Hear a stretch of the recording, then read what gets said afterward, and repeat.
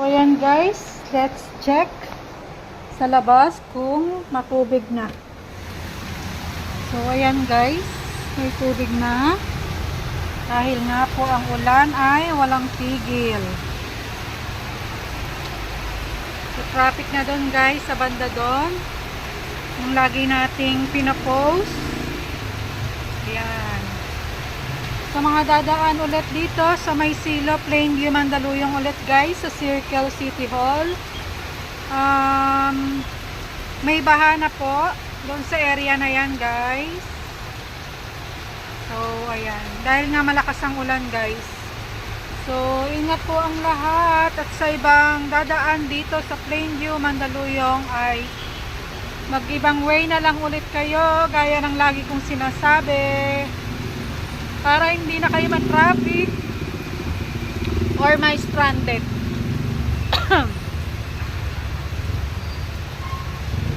Yan. So ayan guys.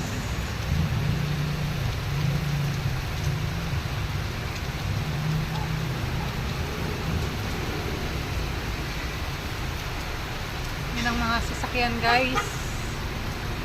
O diba?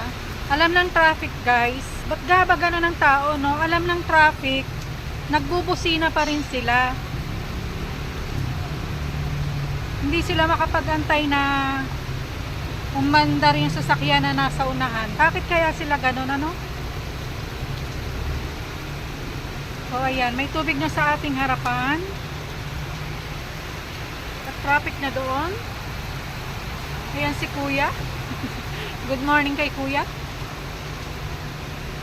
So, yan.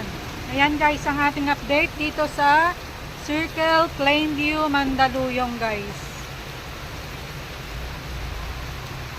Medyo kukonti pa yung mga sasakyan na yan. Siguro yung iba ay nag-long weekend na, no? Umuwi na ng mga province dahil nga sa Monday ay holiday na naman. Bukas ay weekends na. Sana all. Mapapasana all ka na lang talaga.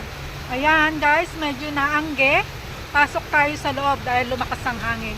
Thank you for watching. Follow for more and God bless you all. Bye!